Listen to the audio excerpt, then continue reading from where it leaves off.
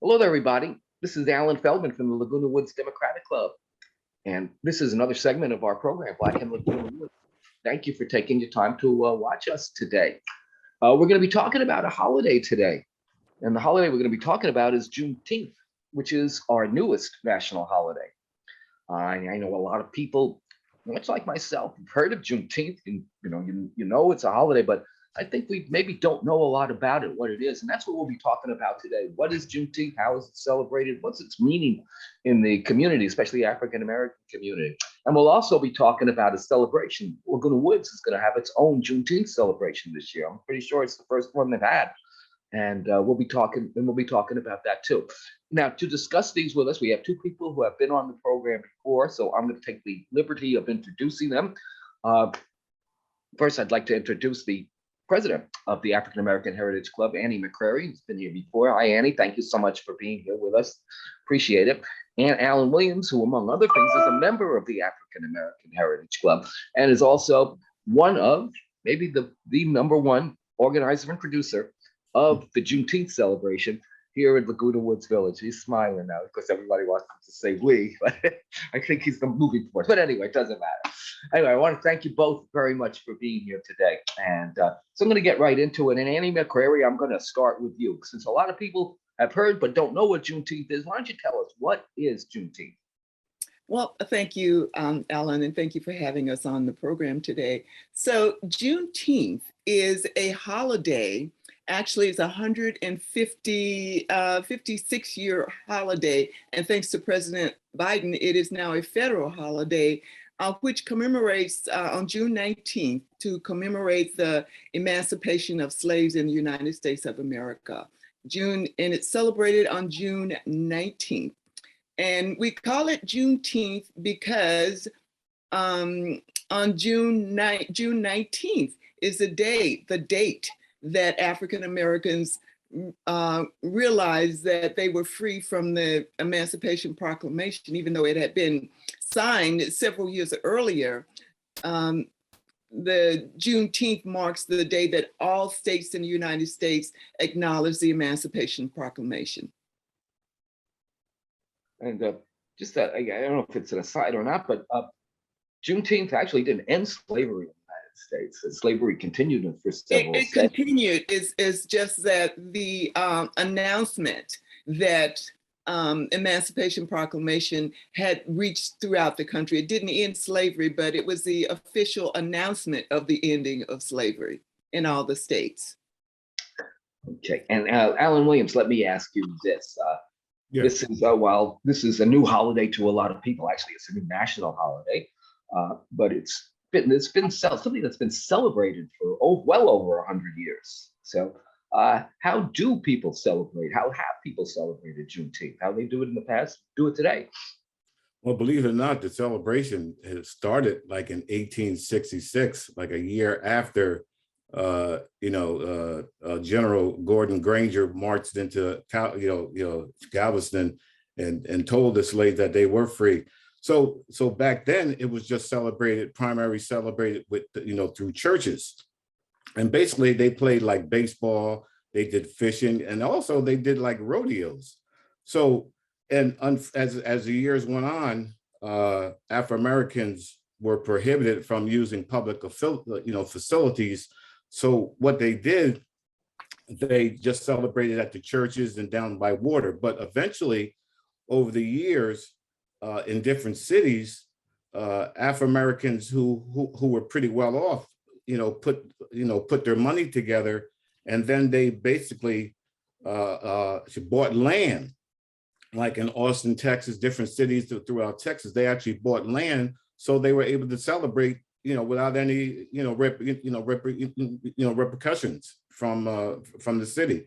So, and then it just spread across the South, different cities and different states.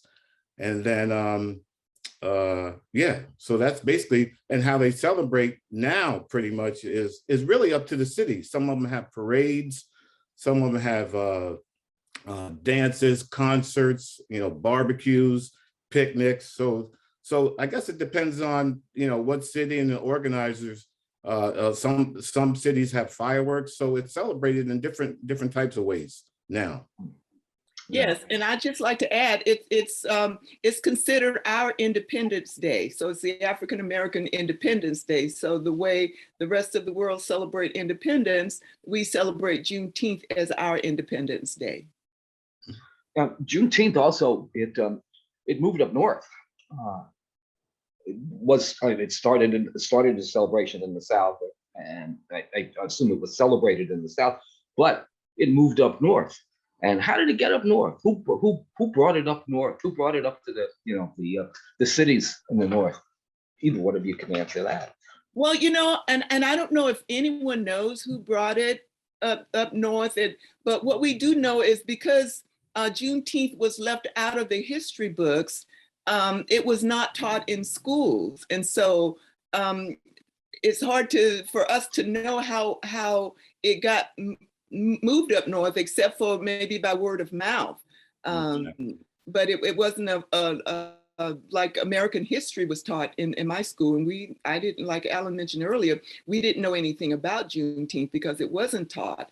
And that's why there's such a lack of knowledge, I believe, for a lot of African Americans in terms of how come we don't know more about Juneteenth, because we didn't learn about it until we were adults. And now I'm sorry. And now the fortunate thing, it's recognized. The celebrations are recognized in like 48 states. Celebrate Juneteenth. So the word word of mouth obviously is probably the way that it spread so fast. And our people have historically transmitted information through storytelling. And so storytelling is a great way for our community to get information moving forward. So I'm imagining that, doing the storytelling and a lot of attendance at church and spiritual communities where, again, more information is shared that way. Yeah, I would imagine my own thought is that a lot of it spread north through the Great Migration. It's called the Great Migration. Well, actually, two of them. When people moved from the rural South to the industrial jobs in the North, they brought their traditions with them. Yes. They all did. Annie, you told me rural Alabama. You said what's further out than rural Alabama. And Alan, you come from Kingston, New York, which I know well because I grew up in New York City, so I know Kingston. And now Juneteenth was, from what you told me before we went on, Juneteenth for both of you was basically unknown when you were children, when you were in school, when you were younger. So it wasn't celebrated in your communities, either down south or up north. So like I said, I didn't learn about Juneteenth till I had to move to California to find out about Juneteenth. I mean, in high school, American history, we learned the basics, Lincoln, slavery. Matter of fact, we had in high school, we started our own Afro-American club to learn more about our race. So yeah, it wasn't taught in school, unfortunately. And like I said, I didn't even know about Juneteenth, but now I do, and I'm proud to know it. Yeah, what I understand is that the celebration of the holiday, the celebration of the celebration, kind of like ebbed and flowed. Sometimes it was, in fact, in the 20s and 30s, there was talk that it was getting too commercial. It was becoming food festivals, and it's an opportunity for people to sell stuff as opposed to celebrate. And but then it revived itself, and then during the civil rights movement in the 60s, it seems that it kind of took a back seat to what was going on then. So I don't know, do you guys think that's true? Is that your experience? Annie, you can start with that. I'll start with that. And I don't know if it took a back seat to the civil rights movement. I just think that more attention got paid to one than it did the other. Again, like I said, I wasn't taught about Juneteenth, and I really wasn't taught much about the civil rights movement at the time, because that was my growing up time doing the civil rights and the Jim Crow era. So, so it's possible that the country only wanted to focus on one idea versus the both. So I don't believe it took a back seat. I just think, the public information about it and the attention that it got took a back seat. But I think the people really celebrated all along. And I also think it was probably more celebrated probably in Texas. Yes. Because that's where it started. I think, I don't think they forgot about it. You know what I mean? So I think we just, even though we didn't know about it, I think it was more known. I think they celebrated probably more in Texas over the years and kept on celebrating. And that's how I think, Texas really kept it alive. And actually it spread through the United States. So I think it's like what Andy said, and also Texas just kept it alive. And you had activists down there that were pushing for it to become a federal holiday. You just had a lot more activists down there, and it just eventually spread. But I think it's a couple of different reasons why we didn't hear about it. Well, it's interesting. It was seemingly more prominent down south. You think of anything dealing with race relations, if you think down south is going to be the reclariant portion of the country, and in many ways it is, but it's also, it was, in Texas, as you were saying, it was very prominent, state proclamations, and throughout the South. This things kind of started, the move to make it a holiday, politically at least, started at the state level rather than the federal level. So that's an interesting thing. So I just want to read a quote that somebody said about what a Juneteenth celebration is about, and I'd like you guys to comment on it. This is from Mitch Ketchum, I think his name is, and he considers the celebration of the end of slavery has three goals: to celebrate, educate, and to agitate. So how does that sound? Does that sound like a good Juneteenth celebration? Well, it's funny you said that, because I read that. I've read the same thing. The agitate, I'm a little concerned. I don't know if you want to start with that, Andy, or. Well, it's unfortunate, but it's also fortunate. And agitation is not always a bad thing.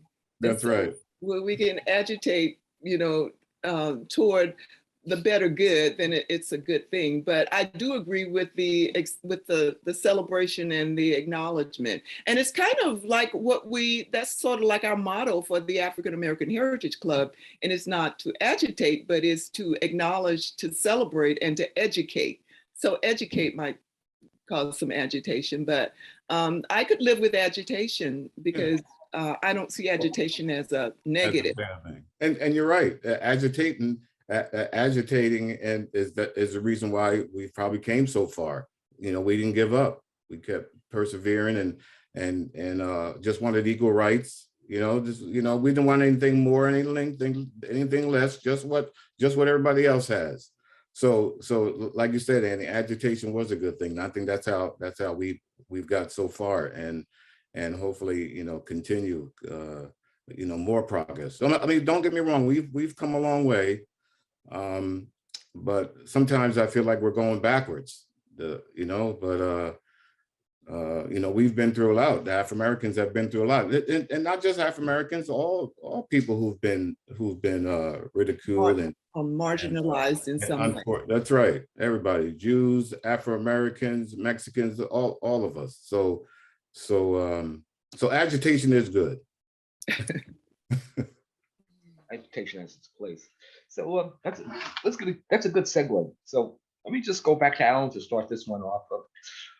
What is Juneteenth? What's the meaning of Juneteenth in the African American community? How is it looked at? What is its meaning? Is it, does it uplift people? Is it a cultural celebration? Is it politics? What do you think the major grasp is? Well, I think it's a couple different things. Remembrance, freedom. I think it entails a lot. you know, how we've persevered, all the struggles we went through, and now we're celebrating. Especially like I can imagine waiting 2 years to find out that you're free. I mean, that's. But I think it's a combination of things: celebration, freedom, and just having equal rights. Annie? I agree absolutely with everything that Alan said. And so we do like to uplift. We like to celebrate our heritage, and that's what we do.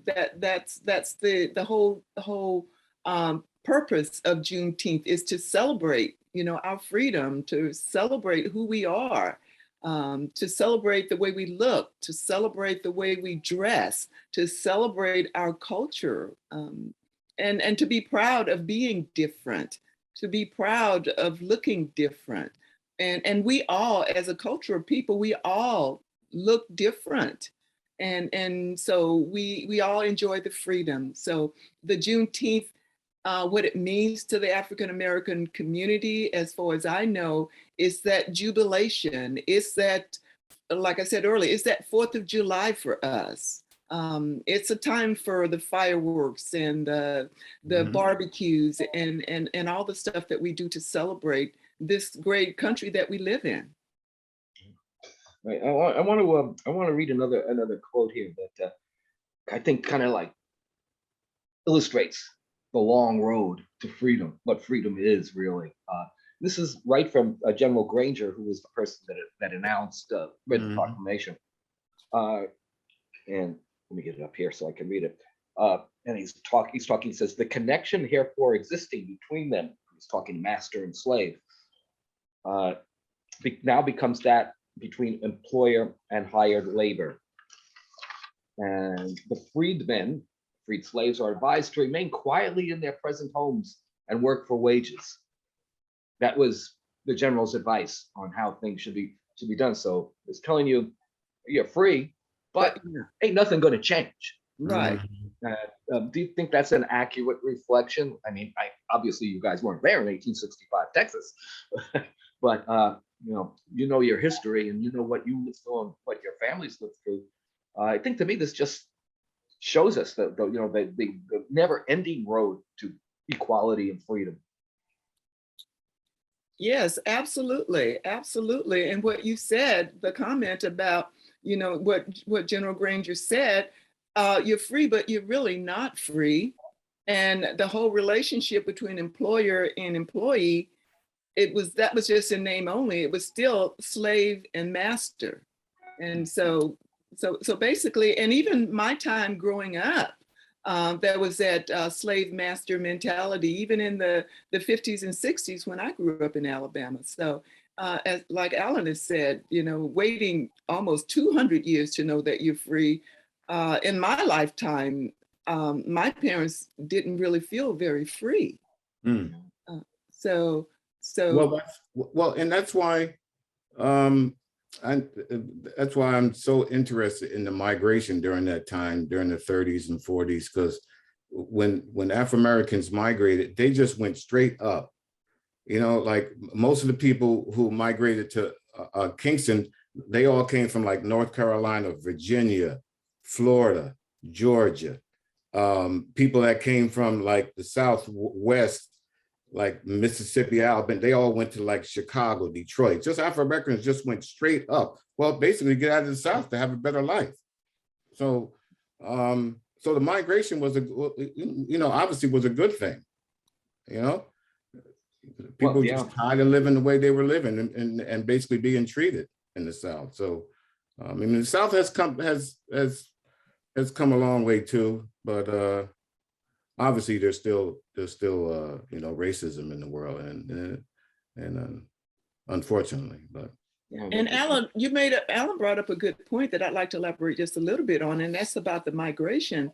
And when I was growing up and I graduated high school, and with my siblings, my parents strongly encouraged all of us to get out of Alabama, to leave Alabama, and to like migrate to where we had family in another state like New York, like Pennsylvania, like Chicago, like Detroit. We were encouraged to go someplace other than Alabama, where there was a greater opportunity for freedom. Mhm. And did you think that was true? I mean, I know that there are lots of problems people of color encounter in the North, uh, um, but I guess they're in some ways different. But I just wondered, do you guys think that that's true, that it was more opportunity up north than there was down in the south? Certainly economic Oh, opportunity from oh, Louisville, Alabama to you know. Absolutely. oh, definitely. When I was growing up, there was field work. And so you worked the fields, and that was your source of income. And so unless you worked the fields, the nearest town was probably 20 miles away, which was Selma. So if you didn't have transportation, if you did have transportation, how were you going to get a job? Because there weren't that many jobs available to Blacks except for field work. So definitely migrating north was the Oh, encouragement. definitely. Oh, definitely. And a lot of Afro-Americans from the Southwest moved to like Detroit, where Ford was. Some moved to Chicago. On the east side, Kingston, Kingston, a lot of people from the South moved there to work because Kingston was a bustling. Well, Kingston was the first capital of New York State. And then the British burned it down during the Revolutionary War, and that's how Albany. So, but Kingston was a central area there. And there was a lot of work there. The brickyard was there, so there was a lot of and you know what our folks was going through in the South. It was just a bad time back then. But Yeah, things have came a long way. yeah. So it was indeed better in the North. I'd like to kind of like switch tracks here and go to the celebration that's being planned for Juneteenth. And of course, I'm going to start with Allan on this because he is partially responsible for this. So I guess the first question is, why did you, as far as I know, this is the first Juneteenth celebration in Laguna Woods. Second. It is a second. Oh, okay. Okay. When was the first one, by the way? See, you know, we had a first one. So. You're right. Absolutely. Absolutely. I'm supposed to know everything here. I'm asking the questions, right? Last year on June 19th. Oh, okay. What? All right. Well, live and learn. Thank you. But I guess I'll ask the same question. Why? Why do you think it's important to have a Juneteenth celebration? Well, because we had one last year, and I thought, you know, obviously a lot of people didn't know about it. And so I just thought it might be a good idea to also to bring awareness of the club, you know, what we do, and just to have it inclusive. Well, all our events are inclusive, even our club. So if anybody wants to join, feel free. So I just wanted to do something special for you know, for the club, just to bring awareness to the Afro-American club. And the first thing I thought about was having I said, let's do a black tie affair. I knew this band up in the Bay Area that I can get. And my co-partners are my sponsors knew somebody that was in LA had a dance choreographer group. And so we sat down and thought about it to have just a big event. So that's how it came about. I just wanted to do something special, just a little bigger, and just bring awareness to Laguna Woods about our club, and also people on the outside are invited too, as our guests. So it's gonna be good, hopefully. Okay, I'm going to get back to you in a minute. I want to ask you about some of the specifics, exactly what it's going to be, but I want to get Annie's take on that too. You know, what do you think about having this celebration? Why it's important to have one here in Laguna Woods? Absolutely. I think it's imperative that we have a celebration here in Laguna Woods. First of all, it's being put on by the African American Heritage Club. And this is a way to further demonstrate our culture and our heritage, and to just show that we are, even though we have been marginalized for a long time, we don't have to stay marginalized anymore, and we're not marginalized anymore. So we are here as part of the community. And so we want the community to know who we are. We want the community to know our heritage and to know our culture, and to celebrate with us, just like we would celebrate any other holiday. Right. Kind of your advertising, it's publicity. It's advertising. Publicity might not be the right word. You're expanding your culture. You're expanding your culture, letting people see it. Exactly, exactly. Letting people see what it is. And Alan, I think you're going to get the last word on this. Of course, as always, we're running out of time. But you mentioned the bands and so forth. So what kind of celebration is it? What are the things that are being planned for? So we're having when and where? We we didn't even do that. okay. So let's do that first. When and where is the celebration? Okay. And what It's June 25th at Clubhouse 5. The meet and greet is from 4 to 4:45. The show is going to start at 5 p.m. It's a black tie, what we say. It's a formal attire. Yeah, not black tie. I don't want to scare. I don't want people to run out and think they had to get a tuxedo. So it's formal attire. And if none of the guys out there have tie, I have plenty of ties. And we're gonna have food. Like I said, entertainment. What else, Annie? There's a lot more. Food, entertainment, dancing. Yeah, just a celebration. Yeah. Also, we're gonna have some dignitaries there. The mayor is gonna be there. Yeah, the mayor's been invited. Yes, the mayor's been invited. So it's to 10 o'clock. I know people don't usually stay up that late, but if you want, you can hang out there with us. It's going to be a good show. It really is. It sounds like it. I want to ask you about the food. You're featuring food of your cultural background, or is it for kind of like everything for everybody? Well, not necessarily. It's going to be it's like more like finger food. I had the menu here, but I don't have it in front of me. But it's going to be just like light finger food. Not like, it's not going to be like collard greens and chicken and barbecue, and baked macaroni. But it's going to be it's I just seen the menu the other day. It's a good menu. They're going to get a lot for $30. Really. All right. Well, we are out of time. I'm glad we got a chance to talk about that. It sounds like it's really going to be a great time. Yeah, you got your ticket yet? I'll speak to you after. I'll speak to you after the show. Another thing. I'm sorry. If people want tickets, the flyers are up in all the clubhouses. So if they want tickets, all the information is on the flyer. My phone number. There's 3 of us that have tickets. So the information is on the flyers. Tell them look at the flyers at the respective clubhouses. If they have any questions or anything, just feel free to give me a call and go from there. Okay, and just one last time. When is it and where is it? June 25th, Clubhouse 5, 4 p.m. The meet and greet is 4 p.m. to 4:45, and the show starts at 5 p.m. Okay, great. Yeah. All right. And so it sounds like it's going to be a good time, and so tell people bring put the dancing shoes on. There you go. Well, Alan Williams and Annie McCrary, I can't thank you enough for being on the program today. You really gave us a lot of information about Juneteenth and about the celebration coming up. And I'm pretty certain it's going to be a tremendous success. So thank you once again for being here. This is more, been on multiple times, and I really do appreciate it. And for everybody else, don't forget, June 25th, 4 p.m., Clubhouse 5, the Juneteenth celebration. You'll want to be there. Really, it sounds like a great time. And yes. We will see you again. We'll see you again soon. Thank you so much for watching us, and we'll see you soon. All right, thanks, Alan.